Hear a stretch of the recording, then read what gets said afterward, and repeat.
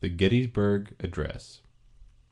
407 years ago, our fathers brought forth on this continent a new nation, conceived in liberty, and dedicated to the proposition that all men are created equal.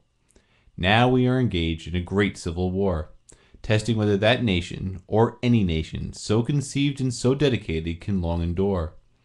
We are met on a great battlefield of that war. We have come to dedicate a portion of that field as a final resting place for those who here gave their lives that that nation might live. It is altogether fitting and proper that we should do this. But, in a larger sense, we cannot dedicate, we cannot consecrate, we cannot hallow this ground.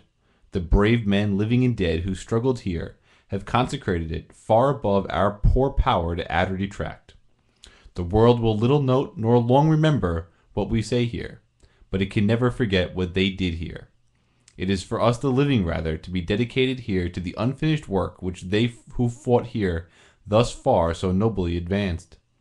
It is rather for us to be here dedicated to the great task remaining before us, that from these honored dead we take increased devotion to that cause for which they gave the last full measure of devotion, that we here highly resolve that these dead shall not have died in vain, that this nation under God shall have a new birth of freedom, and that government of the people, by the people, for the people, shall not perish from the earth.